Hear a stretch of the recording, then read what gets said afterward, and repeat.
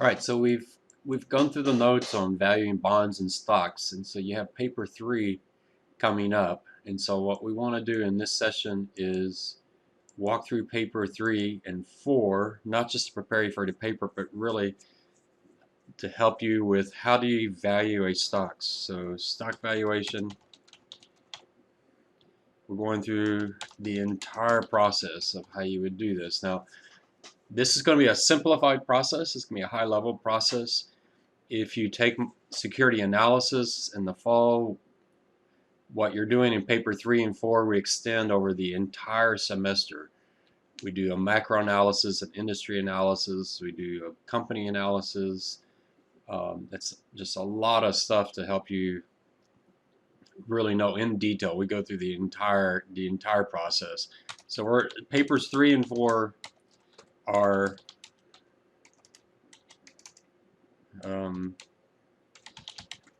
the process, but at a very high level. So this is essentially a very simplified security analysis class paper. In fact, if you take security analysis, what you're doing in paper 3 and 4 here, you can actually use in that class and take advantage of the fact that you've gotten some of the analysis there. What I want to do in this session is lay out the footprint of what you're going to do. So paper 3, you're coming up with your discount rate. That is the cost of equity capital, or KE as we call it, cost of equity capital, K for cost for some reason, and E for equity, although we're talking about stocks, not all equity securities.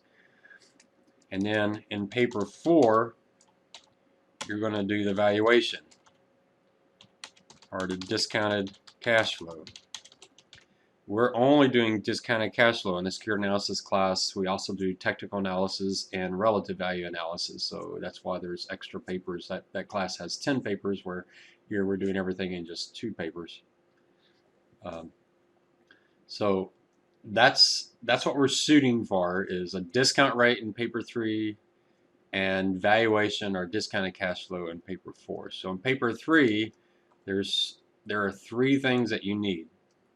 You need the risk-free rate, you need the market or equity risk premium. I switch between those 2 terms, so you just have to be, if I say market risk premium or equity risk premium, it's the exact same thing. We'll walk through some of the theory there. And then the beta. We've been talking quite a bit about beta, so you need those 3 things. On paper 4, you need your assumptions for growth. You're going to have long-term or terminal growth and short-term growth. Now right now, because of COVID-19 and coronavirus, the short-term growth is actually going to be a fairly interesting thing, because we're in an unusual period. So you need growth. You'll need an inflation assumption, because of one of the models uses that. You need dividend 0. You need earnings per share 0. And then you need the H, the time to get from short-term growth to long-term growth. So you need that. So those are the assumptions that you'll need to plug into your model, along with the KE that you got in the first one. So KE from paper 3, that gives you all of your assumptions, and then you will do discounted cash flow models. The 3 that I'm requiring are the dividend discount model,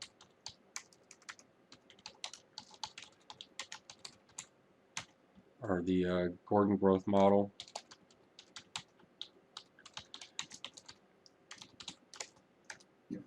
the capitalize earnings model. That's mine.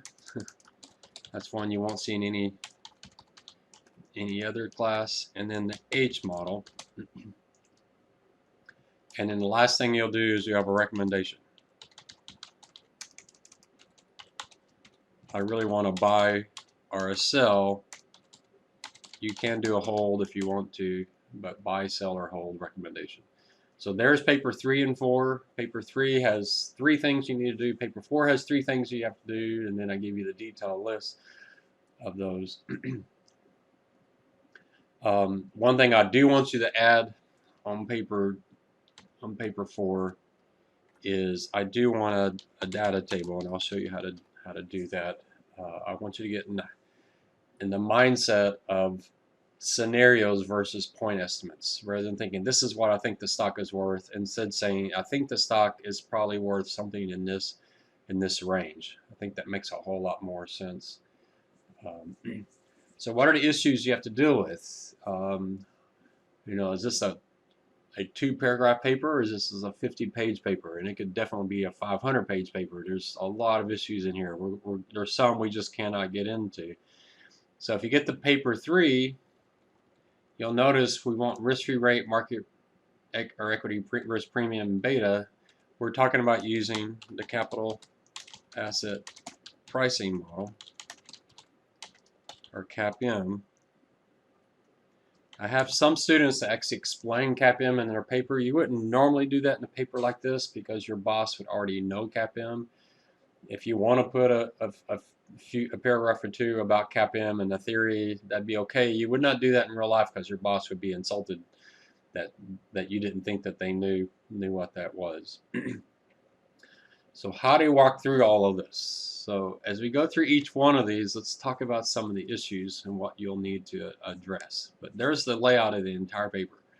So I'll save this document to Blackboard, and there's some other documents like it that go through this. So for your company, you got to do this. So there's 2 things in this paper that apply to every company. So you don't really actually need, this. You probably wouldn't put this into your paper in a normal situation because you're using the exact same assumptions here for every company, the risk-free rate and the market risk premium. So, but I want you to write this up as essentially your discussion of these concepts. Usually on the final exam, I have a whole question on beta. I may not do this time because it's going to be open book, so I might let your discussion of beta in this paper be that exam question. We'll see. I'll give you more details as we get closer. But there's a little bit of this that is not real life, where I want you to actually give me the background, discuss it some, and just to show that you understand these concepts. So in a normal paper in a business, you would definitely not be defining these terms. You may not even be giving the assumption for these because there's just assumptions that you use for every company. But in this paper, I want you to do that. So the risk-free rate, we normally think of that as the 10-year Treasury yield. But you must address the unusual low level of interest rates right now. You have to address that. So if we go into Yahoo Finance, if you go into Yahoo Finance,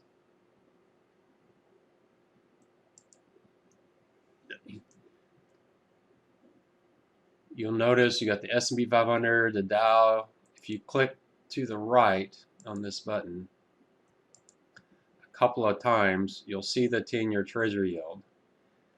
And you can see it's, if 20 years ago, if you had shown me this page, most people would not have known what to do with this page. We would have all assumed, well, first of all, we wouldn't probably know what the internet was. I can't remember 20 years ago. Maybe we had it then, but we would see this number and it would just absolutely make no sense to us at all. Is that 58%? Did Yahoo Finance, did they have a typo? Did they pick up the number wrong? What happened? So we would be really, really confused. But that's actually 0.587%. And you can see bonds rallied on Friday. Obviously, we had the unemployment report come out Friday. It was a very weak report, obviously in the middle of COVID-19. I hope you're following these economic releases. We're in an incredibly unusual period of time where you're seeing some just amazing, amazing numbers.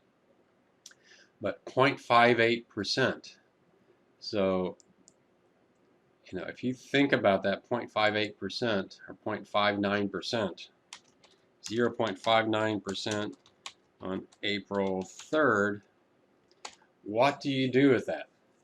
So let me talk about the choices that you have, but you can't just do the easiest this and not discuss it. You must address. That means you must discuss. That has to be at least a paragraph and maybe a couple of paragraphs. This is a big issue right now. So what are your choices? Your choices are just use the 10-year Treasury without adjustment and explain why that is appropriate.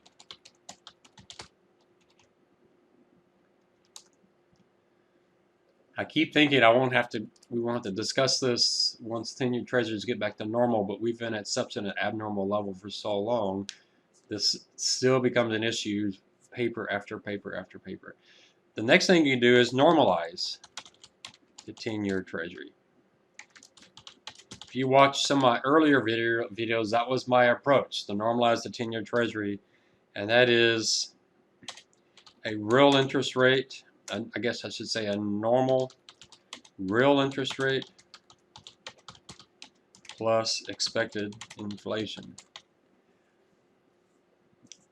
So as we get into this more, I'll talk about what is a normal real interest rate. And the last one is to use the forward rate.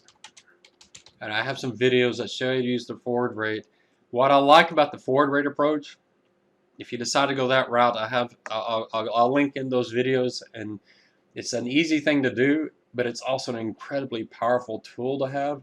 So that may be one you do just because you'll have to learn a new skill that could be quite valuable to you in the future. But it's essentially saying what the bond market thinks rates will be in, say, 5 or 10 years. That is when we get back to normal.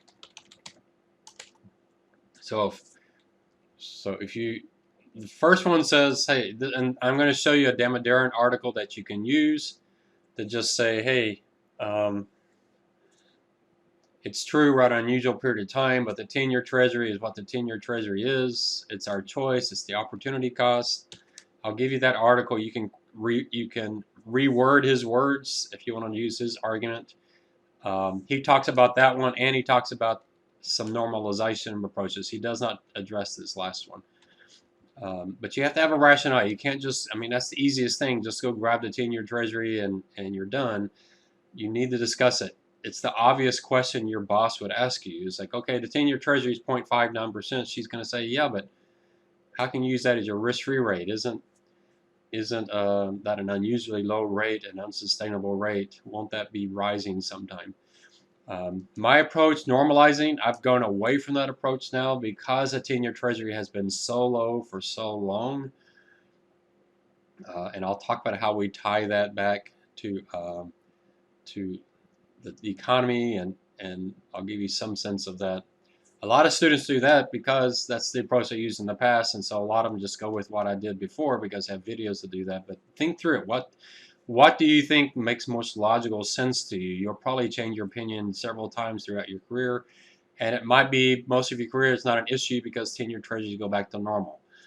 And then the forward rate, I just like the forward rate because it says, okay, a couple of things here. Interest rates are at an unusual period of time, and the whole argument that you'll see with Damodaran against number 2 is you can't buy a normalized 10-year treasury. It doesn't exist.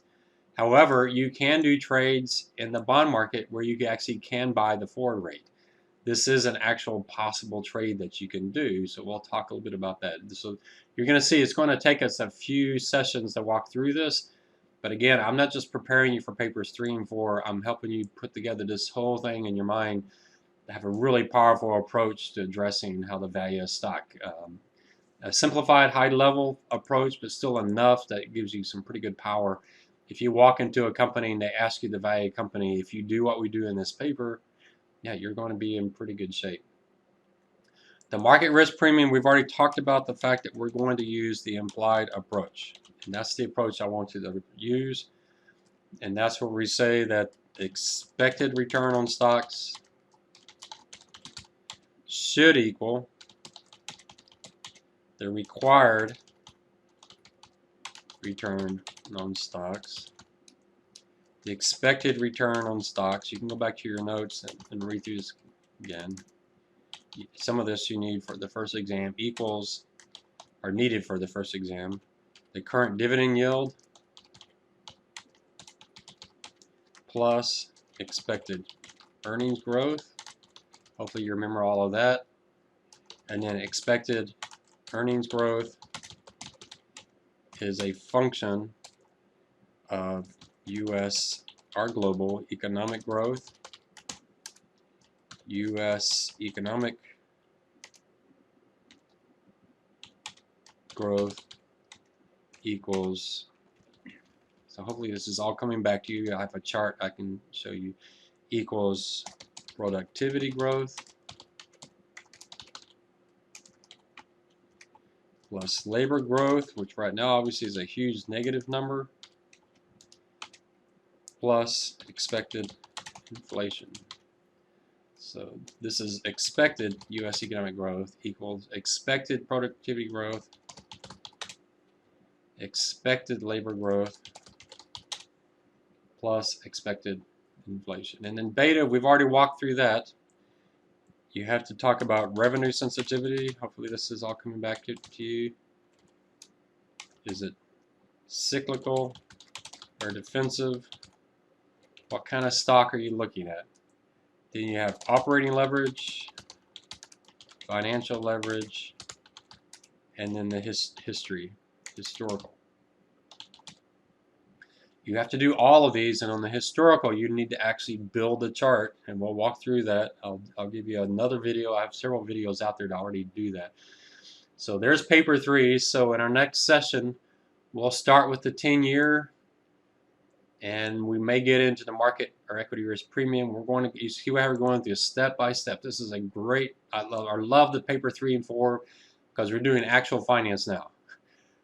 We're walking through what you have to do as a professional working in a job in finance to actually value a stock. The first thing you have to do is come up with the discount rate. All right, so we'll start there. Again, I'm going to save this document as we go. It's just going to get lengthier and lengthier.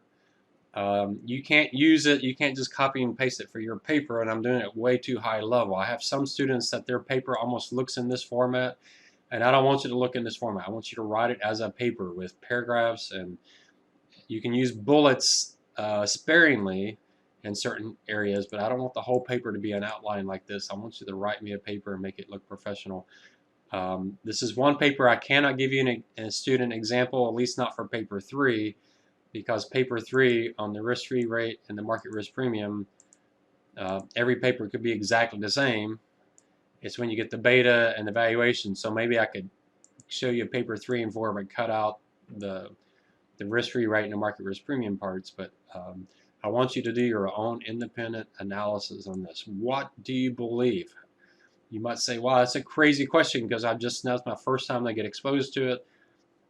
I remember I had a professor in my composition class at UT undergraduate. I was a music theory major. I had to take a composition class, and the professor said, you're going to write a lot of music this semester, and you won't like it 5 years from now. You just got to put something down. You just got to go with what you know right now, put it down, get in the practice of how to do this. Don't tell me you've got writer's block or anything like that. Just do it. Get involved, jump in, figure out where you are right now. And that's what I want you with this paper is, yeah, you may not know what you believe, so flip a coin and go with that.